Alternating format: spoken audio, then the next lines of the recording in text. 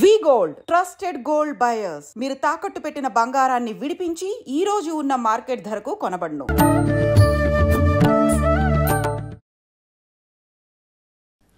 నమస్కారం, welcome to I dream. ధర్మ మార్గం విత్ విజిత కార్యక్రమానికి స్వాగతం. ప్రస్తుతం మనతో పాటు ఉన్నారు ప్రముఖ ఆధ్యాత్మికవేత్త, శ్రీ విద్యా ఉపాసకులు, ఎంతో మందికి మంత్రోపదేశం చేసిన గురువుగారు. ఆయన మంత్రోపదేశం కోసం, ఆయన ఉపాసన శిక్షణ ఇవ్వడం కోసం ఎంతో మంది ఎదురు చూస్తూ ఉంటారు. ఇప్పటికీ ఎంతో మందికి ఆయన ఇప్పటికే మంత్రదీక్షను ఇవ్వటం జరిగింది. ఇప్పుడు వారితో మాట్లాడి మనం మంచి మంచి విషయాలు తెలుసుకునే ప్రయత్నం చేద్దాం. వారే గురు కరుణామయ్య గారు. ఇప్పుడు వారితో మాట్లాడిద్దాం. నమస్కారం గురుగారు. నమస్కారం. బాగున్నారా? బాగున్నాను. మీరెలా ఉన్నారు? అమ్మదే వల్ల బ్రహ్మాండంగా. అంతే, మీరు ఆ మాట అనగానే మాలో జోస్ వచ్చేస్తుంది. గురుగారు, ప్రతి ఒక్కరు కూడా అనుకుంటారు, అంటే భగవంతుణ్ణి ఎంతో భక్తితో పూజిస్తాము, మనసులో అంటే కోరికల కోసమే అని కాకపోయినా ఖచ్చితంగా భగవంతుడు ఉన్నాడు, మాకు ఆయన ఆ కోరిక నెరవేరుస్తాడు, ఆ కష్టం నుంచి గట్టెక్కిస్తాడు అని చెప్పి వేడుకుంటాం, చేయాల్సిన విధానం అంతా ఆచరిస్తాం. కానీ ఆ విధానాన్ని తీర్చే ముందు, మన సంకల్పం నెరవేర్చే ముందు అమ్మవారైనా సరే, స్వామి అయినా సరే చాలా పరీక్షలు పెడుతుంటారేమో అనిపిస్తుంది. నిజంగా అలా పరీక్షలు పెడుతుంటారంటారా? పరీక్షలు పెట్టి అవి పూర్తయిన తర్వాతే ఆ కోరిక నెరవేరుతుందంటారా? ఇది అంటే నాకు కూడా అనిపించింది పర్సనల్ గా చాలా సార్లు. ఇది వాస్తవం అంటారా? అసలు ఏంటి? మేము మామూలుగా ఆలోచిద్దాం, ఇలా హెవీ టాపిక్ ని చిన్నపిల్లల్లా ఆలోచిద్దాం. తప్పకుండా. ఆటో క్లాస్ చదివి వాడికి పరీక్ష పెడతారు. అవును. ఏబిసిడీలో ఏదో. అవును. పోస్ట్ గ్రాడ్యుయేషన్కి వెళ్ళి వాడికి పరీక్ష పెడతారు. ఆటో క్లాస్ వెళ్ళేవాడు మామూలుగా ఏదో హలో హలో అని దేవుడిని పలకరించి ఒక అగరబత్తి వెలిగించేవాడు అనుకోండి. నేను అమ్మవారిని ప్రసన్నం చేసుకోవాలి, ఆవిడ వల్ల నేను అశేషమైనటువంటి ఆధ్యాత్మిక జ్ఞానాన్ని పొందాలి, పుణ్య కీర్తిని సంపాదించాలి, ఇవన్నీ భావనలతో నేను ఉపాసన చేస్తే మరి వీడికి నిజంగా అటువంటి వాల్యూ, అర్హత ఉందా లేదా అని పరీక్షించాల్సిన ఒక సిస్టమ్ ఒకటి ఉంటుంది కదా. అవును, అంతే కదా. సో అర్హతను నిర్ణయించడం కోసం ఒకటి. రెండోటి, a person who takes difficulty as an opportunity is a saint, who takes opportunity as a difficulty is a normal person అంట. నాకు పరీక్షని ఎవడికి పరీక్ష పెడుతుంది? ఒక చిన్న విషయం, మా గురువు గారు నవావరణ పూజని శ్రీ విద్యలో చాలా కష్టమైన లాస్ట్ పూజ అనమాట. అది న్యాయంగా చెప్పాలంటే 16 గంటల పూజ. మా గురువు గారిని censor cut cut cut cut అని ఇది ఎక్కలేదు మనకు అక్కలేదని 4 గంటలకు కుదించారు. కుదించి మాకు ఇంకా నేర్పలేదు. నాకు ఒక పుస్తకం ఇచ్చే రోజు, సుబ్బు, నన్ను సుబ్బు అని పిలుస్తారు ఆయన, సుబ్బు నువ్వు ఇది రేపు చేస్తున్నావు అన్నారు. అప్పుడు కొంచెం యంగ్ ఏజ్ కదా, ఉక్రోషం వచ్చింది. కనీసం పూజ పేరైనా చెప్తారా, మాకు టీచ్ చేయడం మాట అటుండండి, పేరైనా చెప్తారా అని అడిగాను. దీన్ని నవావరణ పూజ అంటారు. శంకరాచార్య వాళ్ళు పీఠంలో వాళ్ళు చేస్తారు. ఓహో, దానికి ట్రైనింగ్ లేదు, నేను చెయ్యాలి. రేపే మళ్ళీ 200 మంది వస్తున్నారు. కామాఖ్య పీఠంలో నువ్వు చేస్తున్నావు. ఎంత పెద్ద పరీక్ష అండి. కానీ మా గురువు గారి ట్రైనింగ్ వల్ల, మా అమ్మ ఇచ్చిన ట్రైనింగ్ వల్ల ఏదో నాలో కెపాసిటీ లేకపోతే మా గురువు అంత పరీక్ష పెట్టడు, ఆయనే ఇస్తాడు స్ట్రెంగ్త్ అన్నారు. మార్పు నాలో వచ్చింది. సూపర్. నేను చెయ్యాలి పరీక్షలా పెట్టుకోలేదు. నేను ఒక ఛాలెంజ్, ఒక అవకాశం తీసుకుని నేను ఎలాగైనా సరే దీన్ని సాధించాలని ఆ రాత్రంతా ఫిజిక్స్ కెమిస్ట్రీ చదివినట్టు చదివేశాను. మర్నాడు చేసాను 200-300 తప్పులతో చేస్తుంటాను. బట్ ఎలా చేసేవు అన్నది కాదు ముఖ్యం సుబ్బు, చేసేవా లేదా అన్నది ముఖ్యం. అది నేర్చుకో అన్నారు తర్వాత నెక్స్ట్ డే గురువు గారు. అంచేత పరీక్ష అన్నది లేకపోతే నీకు అసలు ఆ స్థితికి వెళ్ళడానికి వాల్యూ ఉందా లేదని ఎవాల్యుయేషన్ లేకుండా నువ్వు అక్కడికి వెళ్ళినా నీకు ఉపయోగం ఉండదు. ఇప్పుడు రామదాసే ఉన్నాడండి, రామదాస్ లైఫ్ మామూలుగా ఒక గుడి కట్టేశారు అనుకోండి, ఎక్కడైనా ఇంత గుర్తుంచుకోరు కదా. ఎంతో మంది గుళ్ళు కట్టారు. ఎందుకు గుర్తుంచుకుంటున్నాం? తానీషా అతను జైల్లో పెట్టి ఫాట్ పని కొట్టి, మరి అది పరీక్ష కదండి. పైగా ఈయనేమో పిలుస్తుంటే ఈయనకి దర్శనం ఇవ్వకుండా వెళ్ళి తానీషాకి దర్శనం ఇచ్చాడు. అక్కడ మళ్ళీ ఇంకో పరీక్ష. ఆ పరీక్షలో ఒకసారి బ్యాలెన్స్ తప్పి ఎవడబ్బా సొమ్మని కులుకుతూ ఉన్నావు నోరు జారి అనేసాడు. అనేసి వెంటనే గుర్తొచ్చి దెబ్బల కోరవలేక అబ్బా అని పిలిచాను ఎవరికొక నాయన అంత చనువు ఉండేది ఆ తరంలో. భగవంతుడంటే ఒక ప్రత్యేక రూపం కాదు, నాలో ఒక భాగం అన్న ఆ క్లోజ్నెస్ ఉండేది. అంచేత పరీక్ష అమ్మ అనుగ్రహం దగ్గరికి వెళ్ళి కొలిది 100% ఏదో రకంగా ఒక బంగారమే ఉందండి. బిస్కెట్ లా ఉంటుంది. బిస్కెట్ ఏం చేస్తారండి, తింటారా? మరి నగేసుకోవాలా? నగేసుకుంటే కొలిమిలో కాల్చాలా? నీకు ఒక రూపు ఇవ్వాలంటే బంగారాన్ని ఎలా కాలుస్తున్నావో అలాగే నీకు ఒక రూపు ఇవ్వాలంటే అమ్మ కూడా నిన్ను అలాగే కాలుస్తుంది. అంటే బంగారంలా కాదు, పరీక్ష పెడుతుంది. నేనేమనుకోవాలి, పరీక్షలు వచ్చి కొలిది ఎంత పాడోళ్ళకి ఎంత పరీక్ష రాలేదు. కుంతిదేవుంటుంది వచ్చి జన్మ అంటున్నా కూడా నాకు ఇలాంటి జన్మ ఈ తల్లి, ఎందుకంటే ఎంత బాగా నీవు దగ్గరయ్యావు అని అనుకుంటుంది కదా. అంచేత పరీక్షల్ని నేను అమ్మకి దగ్గరయ్యే ఒక ఉపకరణం కింద నేను భావిస్తే నేను పరీక్ష కింద భావించను. ఎన్ని పరీక్షలు పెట్టారు మా గురువు గారు కానీ నా జీవితంలో కానీ విపరీతంగా వచ్చాయి. పెద్ద టాపిక్ అది. అంటే అది పరీక్ష పెడుతుందా అంటే 100% పెరుగుతుంది. మరి నువ్వు కోరుకున్నది లేదా నోరు మూసుకుని మామూలుగా ఒకరి తెలుగుతూ కూర్చో, పర్లేదు, నేనేమీ పరీక్ష పెట్టాను. కానీ ఇక్కడికి రావాలి అంటే వారు చదివితే పుణ్యకీర్తి సంపాదించి అమతిర్మేధ శృతి స్మృతిరంతమా పుణ్యకీర్తి పుణ్యలభ్య. పుణ్యకీర్తి ముందు అమతిర్మేధ శృతి స్మృతి అన్న పదాలున్నాయి. అంటే నువ్వు ఏ ఆలోచన వచ్చినా సరే దానికి లొంగకుండా ఈ ఆలోచన అమ్మ వల్లే వచ్చింది, ఆలోచన ముందు అమ్మ ఉంది అన్న స్థితికి నువ్వు చేరాలి. దానికి పరీక్ష పెడుతుంది. శృతి స్మృతి, వేదము ఉపనిషత్తు చదువుకోవాలి. చదువుకోవాలంటే నీ కంటతా వచ్చిందంటే 64 ఏళ్ళు పడుతుంది 4 వేదాలు పట్టుకుంటే అనేది ఎవరో చెప్పారు. 16 ఏళ్ళు ఒక వేదానికి. అంత వయసు మన దగ్గర లేదు. అంటే వేదం వచ్చిందా అని చూడకుండా వేద సారం నీకు వంట పెట్టిందా అని అక్కడ పరీక్ష పెడుతుంది. శృతి స్మృతి అనుత్తమ, నువ్వు మామూలు వాళ్ళగా ఉన్నావా లేక యునిక్ గా ఉన్నావా? రోడ్డు మీద ఎవడో గిలగలా కొట్టుకుంటూ ఉంటాడు, నువ్వు వీడియో తీసి యూట్యూబ్ లో పోస్ట్ చేసుకుంటున్నావా లేక వాడికి ఏమైనా సాయం చేస్తున్నావా? ఆ పరీక్ష పెడుతుంది. రేపు నీకు ఒక పరీక్ష పెడుతుంది. అనుత్తమ నువ్వు, ఎందుకంటే ఒక చరిత్రలో మిగిలిపోతావు. ఎంతమంది గుర్తుంచుకుంటున్నారు? మనం పోయామనుకోండి, ఎంతమంది గుర్తుంచుకుంటారండి? మన ఫ్యామిలీ మెంబర్సే 10 నెల రోజులు 3 నెలలు గుర్తుంచుకున్న తర్వాత మళ్ళీ మామూలే అయిపోతుంది. మళ్ళీ రమణ మహర్షి, రామకృష్ణ పరమహంస, శంకరాచార్యులు వాళ్ళని ఎంతమంది గుర్తుంచుకున్న? మహాత్మా గాంధీ వాళ్ళు యూనిక్ పర్సనాలిటీ. వాళ్ళు ఎంత అనుభవించారు, జైళ్ళకి వెళ్ళారు, క్యాన్సర్ వస్తే ఆ పురుగు కింద పడిపోతే మళ్లీ పురుగును పీచి పెట్టారు. ఏమీ మామూలుగా ప్రాపంచికంగా మనం అనుభవించేది ఏది అనుభవించలేదు. అదే పెద్ద పరీక్ష వాళ్ళకి. చేత పరీక్ష పెడుతుందా అంటే 100% పెడుతుంది. కానీ ఆ పరీక్ష తట్టుకునే శక్తి కూడా ఆవిడే ఇస్తుందన్న నమ్మకంతో ముందెళ్తే పరీక్ష ఒకసారి దాటి అటు వెళ్ళేవా ఆ చంద్రార్కం మనం ఉంటాం. అది మాత్రం సత్యం. నా జీవితంలో మొట్టమొదటి గురువుగారికి వస్తే నేను నీ జీవిత లక్ష్యం ఏమిటంటే చాలా రోజులు కొన్ని వేల మంది నన్ను గుర్తుంచుకుండాలి, మంచిగా గుర్తుంచుకుంటూ ఉండాలి. వీడురా ఇదిరా జీవితం అనుకుంటే అన్న జీవితం నాకు వచ్చేటట్టు అనుగ్రహించండి నన్ను. సూపర్. ఎందుకంటే నాకేం కోరికలేదు.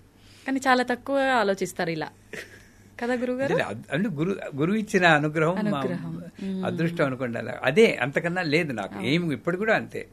ఇప్పుడు నాకు తృప్తే. నేను వెళ్ళిపోయినా కూడా తరతరాలు నన్ను అనుకుంటూ ఉంటాను. నాకేం బెంగలేదు. వెనక్కి తిరిగి చూస్తే తృప్తే గానీ నాకు బెంగలేదు. ఆ జీవితం రావాలి అంటే నేను పడ్డాను, ఎన్ని పడతాం విపరీతంగా పెద్ద పెద్ద స్వామీజీలు, శంకరాచార్యులు వారు వాళ్ళందరూ పడ్డారు. అగ్ని ప్రయోగం జరిగింది ఆయన మీద. ఇవన్నీ తట్టుకుని అమ్మ అనుగ్రహంతో నిలబడ్డాడు గనుకనే ఇంతెందుకు ప్రహ్లాదుని తీసుకోండి. అవును, హిరణ్యకశిపుడు ఎన్ని హింసలు పెట్టలేదు, ఒక్కసారైనా మానేడా? మన వాళ్ళు మా ప్లేస్ లో ఉంటే బాబోయ్ సరెండర్ అయిపోతాం కదా. దేవుణ్ణే తిట్టేస్తుంటారు. చివరికి ఎలాగా సినిమాలు చూపిస్తాడు, కిందకి పడిపోతూ ఉంటే ఆ నేల మీద టచ్ చేయదాకా పట్టుకోడు. అవును, అంటే ఎంత పరీక్ష అండి అది. మరి ఇతను భక్తుడని తెలుసు, అక్కడి నుండి పడేటప్పుడే పట్టేసుకోవచ్చు కదా. కిందకి పడి దాకా నువ్వు నమ్మకం పెట్టుకుంటావా, అప్పుడే నేను దొరుకుతాను. ఇవన్నీ మనకి నిదర్శనాలు. చేత మనం మన జీవితంలో అటువంటి పరీక్షలే వాళ్ళు తట్టుకున్నారంటే ఇవన్నీ చిన్న చిన్నవే అనుకున్నామా ముందుకెళ్తాం. అద్భుతం గురుగారు, నిజంగా ప్రతి ఒక్కరు ఈ భావనతో ఉండాలి. నిజంగా ఇప్పుడు ఇది వినగానే అనిపిస్తుంది వెంటనే ఇది పాటించాలి, ఇలాగే ఉండాలి అని. మరో క్షణం నార్మల్ ఇలా అయిపోతుంది. అందరూ శ్మశాన వైరాగ్యం, ప్రసూతి వైరాగ్యం, పురాణ వైరాగ్యం ఇలా వైరాగ్యాలు ఉండకుండా నిజమైన వైరాగ్యం మనం అలవర్చుకోవాలి అని ఒక దృఢ సంకల్పం ఉంటే చాలు, ఆవిడ అనుగ్రహంతో అదే వచ్చేస్తుంది. గురుగారు, నేను ఇప్పుడు అడగబోయేది కళలకు సంబంధించి. అంటే చాలా మంది కళలో ఏదో ఒక మంచి పని చెయ్యాలి అని చెప్పి నాకు అమ్మవారు వచ్చి చెప్పింది అని చెప్పి బయటికి చెప్పేస్తుంటారు. మెలకు వచ్చిన తర్వాత నాకు ఇలా అమ్మవారు చెప్పింది అంటే అది వాళ్ళ భ్రమ అనుకోవాలా? నిజంగా కల్లో అమ్మవారు అలా వచ్చి ఇది మంచి పని, ఇది చేస్తే మంచి జరుగుతుంది ఇలా నిజంగా చెప్తారా? చాలా మంది కళలో నాకు అమ్మవారు ఇక్కడ విగ్రహం ఉంది తీయమని చెప్పి, లేకపోతే అక్కడ ఆలయం కట్టించమని చెప్పి ఇలా రకరకాలుగా చెప్తున్నారని చెప్తారు. అంటే ఇలా చెప్పే వాళ్ళని కొంతమంది నమ్ముతారు, కొంతమంది దీనికి ఏదో పిచ్చి డేలో ఏదో మాట్లాడి ఉంటుంది, దానికి సంబంధించి ఇప్పుడు కళ వచ్చింది అదంతా వదిలేయాలి ఇలా తీసుకుంటాం. ఎలా తీసుకోవచ్చు అంటారు ఈ కళని? ఇంకొక విషయం, ఈ మధ్య కాలంలో నాకు ఒక ఫ్రెండ్ ఒక విషయం చెప్పింది. అది నేను ఇప్పటివరకు ఎవరిని అడగలేదు. ఇప్పుడు ఎట్లా కళల టాపిక్ వచ్చింది కాబట్టి మీ దగ్గర చెప్దాం అనుకుంటున్నా. తనకి శివుడికి అభిషేకం చేస్తున్నట్టు కళ వచ్చిందంట. చాలా ఎక్కువసేపు అలా చేస్తూనే ఉంది, మైమర్చిపోయిందంట అభిషేకం చేస్తూ. మొత్తం దేవుడిపై నా భక్తిని అంతా చూపించేసుకుంది. తీరా మెలకు వచ్చిన తర్వాత చూస్తే తను అప్పుడు నెలసరి సమయంలో ఉంది, పీరియడ్స్ లో ఉంది. తను ఇంకా ఏడుపు ఒక్కటే తక్కువ తనకి. ఏంటి ఇలా అయింది, నేను అభిషేకం చేసినంత వరకు బాగుంది, అది కళ అని తెలిసినా సంతోషపడేదాన్ని, కల్లో అయినంతసేపు చేసినా అని చెప్పి, కానీ తీరా చూస్తే నేను ఇలా ఉన్నాను, నాకేమైనా దోషమా, అసలు నాకు ఎందుకు వచ్చింది ఇలాంటి కళ? ఈ విషయం తను నాకు చెప్పింది. దీన్ని ఎలా తీసుకోవచ్చు అంటారు? అసలు ముందు మీ ఫ్రెండ్ విషయం తీసుకుందాం. జాగ్రత్త, స్వప్న, సుషుప్తి అవస్థలు 3 ఉన్నాయి. ఇందులో మీ ఫ్రెండ్ అనుభవం స్వప్న సుషుప్తుల్లో అనుభవించుంటుంది. ఇందులో ఈ రెండిట్లోనూ మీరు లేరు. స్వప్నంలో మీరు మనం ఉండము. స్వప్నంలో ఏంటి, నేను మగాడినా ఆడదాన్నా అంటే అది ఉండదు, అసలు ఏం ఉండదు. సుషుప్తి అంటే అసలు కల కూడా ఉండదు, అటువంటిది అది కాదు. అంచేత నేను లేనప్పుడు నాకు పీరియడ్స్ ఎలా వస్తాయి? మెలకొచ్చేకే నా స్థితి నాకు గుర్తొచ్చింది. అంచేత ఇంకోటి ఏంటంటే ఆ స్థితిలో వచ్చిన ఈశ్వరుడికి తెలుసుగా నీకు పీరియడ్స్ ఉన్నాయని తెలుసు. అయినా సరే వచ్చేటంటే అది దోషం లేదనే కదా. నువ్వు దాన్ని సరిగ్గా అర్థం చేసుకుని నా దోషం ఉందని నువ్వు క్రియేట్ చేసుకుంటున్నావు కదా దోషం. ఆ ఈశ్వరుడు సర్వాంతర్యామి, సర్వజ్ఞ అన్ని తెలిసినవాడు. ఈ అమ్మాయికి పీరియడ్స్ ఉంది, నేను కళ్ళలో రాకూడదని అనుకుని రాకుండా ఉండాలి కదా మరి న్యాయంగాను. అంతే. వచ్చేడు అంటే నీ ప్రయత్నము, నీ ప్రేమేం లేకుండా వచ్చిన దానికి నీ బాధ్యత ఎంత మాత్రం లేదు. ఇకపోతే మా గురువుగారు చెప్పారు 2 ఉన్నాయి, విజన్ అండ్ మెమరీ లీక్ అని. కళలు అనేవి మోస్ట్లీ మెమరీ లీక్. ఈవిడికి 3 వంతులు శివరాత్రి ముందు వచ్చి ఉండాలి కళ. ఇది శివుడి గురించి ఆలోచిస్తుంటా కదా, శివరాత్రి ముందు కాబట్టి శివుడు వచ్చేస్తాడు. అవన్నీ మెమరీ లీక్లు. అంచేత మోస్ట్లీ మెమరీ లీకే ఉంటుంది. విజన్ అంటే ఏమిటి అని మా గురుగారు అడిగితే, నీకు ఇంత ముందు చూడనటువంటి ఆకారాలు గాని చూడలేటువంటి దృశ్యాలు గాని కనబడితే నీ మెమరీకి బియాండ్ యువర్ మెమరీ, అది విషన్ అని గుర్తుంచుకోవాలన్నారు. ఇప్పుడు మా కళలో మధురై మీనాక్షి కనబడింది, మంచిదే, మెమరీ లీక్. ఆకాశంలోని పుష్పవర్షం కురిచింది, మెమరీ లీక్. కాకపోతే అరటి చెట్టు నుండి కలువు పువ్వు వచ్చింది, బుర్ర తిరిగిపోతుంది. ఎలా వచ్చింది? ఏదో ఉద్దేశం ఉంది. దీని మళ్ళీ వ్యాఖ్యానాలు చెప్పమని అడుగుతుంటాను. నాకు నా గురుగారితో కూర్చున్నప్పుడు కుంభాభిషేకం అప్పుడు ఇక్కడ కూర్చో జపం, కళ్ళు మూసుకో అన్నాడు. అప్పుడు కళ నిద్రపోలేదు కూడా. మూసుకుంటే చుట్టూరా ఉన్న జనాలకు బదులు గాజులేసుకున్న చేతులు వచ్చి, భూమి మీద నుండి చేతులు వచ్చి ఇలా మా మీద అక్షతలు వేస్తుంది. మా మీద అక్షతలు పైనుండి పడాలి కానీ భూమి మీద నుండి రావడం ఏమిటి? అలా చూస్తూనే ఉన్నానమాట. లోపల మా గురువు గారి గురుపత్ని అన్నపూర్ణాంబ వచ్చి, ఎరసుబ్బు ఇక్కడున్నావేంటి?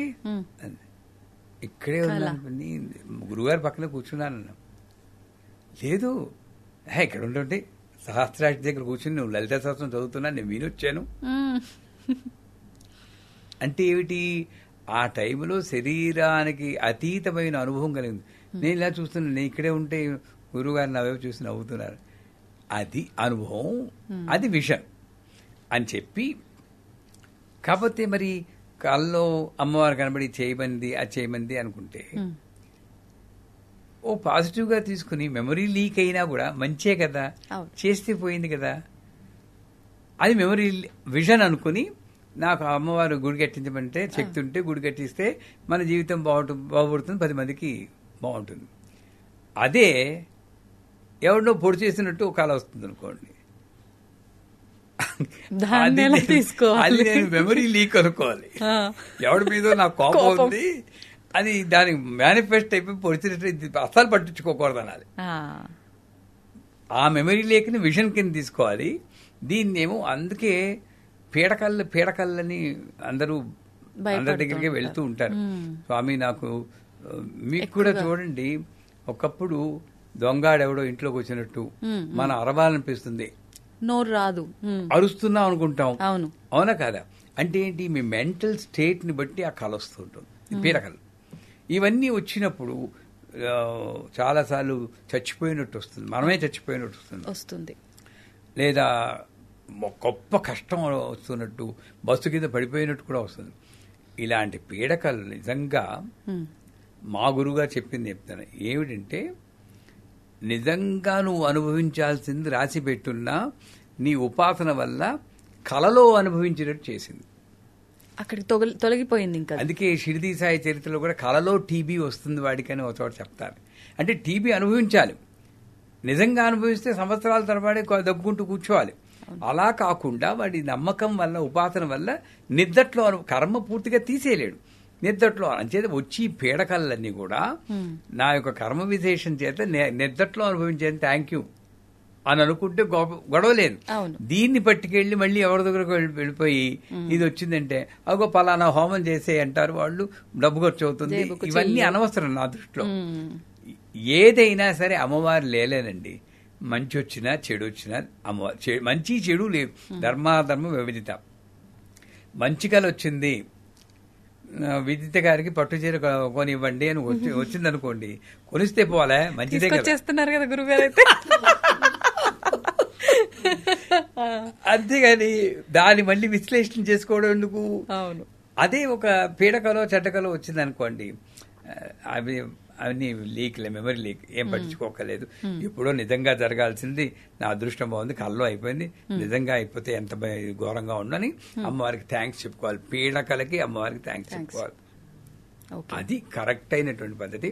ఎందుకంటే కళల్లో అమ్మవారు చెప్పింది నిజంగా వచ్చిందా అంటే, నమ్మితే అమ్మ లేకపోతే బొమ్మ అని అంటూ ఉంటారు కదా, అలాగే మంచి నమ్మకం ఉండడం ఎప్పుడు మంచిదే. రేపు ఏమిటో గ్యారంటీ లేదని అన్ని వేదం అని చెబుతుంది, ఉపనిషత్తు. కానీ నెక్స్ట్ వీక్ కలుస్తాను అయి ఏ ధైర్యంతో చెప్తున్నావు? పాజిటివ్ కాబట్టి. అలాంటి పాజిటివ్ యాటిట్యూడ్ తీసుకుంటే ప్రతి కళ మంచిదైతే మనం వెంటనే చేసుకుంటే శక్తి అనుసారం మంచిది. లేదా విపరీతంగా వచ్చిందంటే పర్లేదు, నాది కాదు అనుకుని బ్రష్ ఆఫ్ చేసుకోవడం మంచిది. సూపర్ గురుగారు. అంటే మీరు చెప్పిన దానికి నాకు ఆల్రెడీ అంత క్లియర్ అయిపోయింది. బట్ ఊర్లలో ఎక్కువగా పెద్దవాళ్ళు చెప్తూ ఉంటారు, అంటే పెళ్లికి సంబంధించిన కళ వస్తే ఎవరికో ఏదో జరగబోతుంది అని చెప్పి, నీళ్లు కళలో వస్తే కూడా మనకి ఏదో శోకం అని చెప్పి, ఇలా చాలా రకాలుగా చెప్తుంటారు. అవన్నీ ఒక పెర్మిటేషన్ కాంబినేషన్ థియరీ. 5 మందికి ఈ కళ వస్తే వాళ్ళ, ఇప్పుడు మా దీంట్లో శ్రీమంతం అలవాటు లేదండి అంటుంటారు. అవును అవును. ఎందుకు? శ్రీమంతం ఒక 4 సార్లు అటెంప్ట్ చేస్తే ఏ ముసలమ్మ వెళ్ళిపోయి ఉంటుంది, 70 ఏళ్ళ ఆవిడ. ముసలమ్మ ఎలాగా వెళ్ళాలి, వాళ్ళు శ్రీమంతానికి లింక్ పెట్టేస్తారు. ఈ శ్రీమంతం వల్ల ముసలం వెళ్ళిపోయేవారి 3 సార్లు 3 ముసలం వెళ్ళిపోతే ఇంక శ్రీమంతం మా ఇంట్లో రాలేదు. మాకు ట్రెండ్, మీ టీవీలో ట్రెండింగ్ అంటారు కదా, ట్రెండింగ్ అయిపోతుంది అంతే. అలాగ వచ్చిందే తప్పితే దీనికి దానికి అసలు లింక్ లేదండి. ఉండే స్వప్న, ఇప్పుడు ఏంటి, ఒకవేళ అలా వచ్చిందనుకోండి, స్వప్న వారాహి అని ఘోరే ఘోరే టాటా స్వప్నం టాటా అని ఒక మంత్రం ఉంది. స్వప్న వారాహి మంత్రం చదువుకుంటే ఒకవేళ అలా వచ్చినా కూడా ఆ దోషం మనకి తగలకుండా ఉంటుంది. అది లేదు. ఒకవేళ ఆ ఫీలింగ్ ఉంటే మనం స్వప్న వారాహి మంత్రం చదువుకుంటే ఆ దోషం ఉండదు. సో అంచేత ఇది వస్తే అది జరుగుతుంది, అది వస్తే అది జరుగుతుంది. ఏమండి అంత ఉపాసన మనం చేస్తున్నామండి, అమ్మవారు వచ్చేసి నీకు లేదు అంత భక్తి ఎక్కడ చూపిస్తున్నాం మనం. అది ఆలోచించుకుంటే మనకి దీని గురించి పట్టించుకోము. అవును అవును, ఆ స్వప్నవారాయం అంతా చూసుకుని మామూలుగా ఉంటాం అనమాట. సంతోషం గురుగారు, చాలా అపోహలన్నీ కూడా క్లియర్ అవుతాయి ఈ వీడియోతో. చాలా మందికి కళ్ళ గురించి, పీడకళ్ళ గురించి ఇబ్బంది పడే వాళ్ళకి ఒక మంచి టాపిక్ ఇది నిజంగా. థ్యాంక్ యూ గురుగారు, ధన్యవాదాలు. నమస్కారం.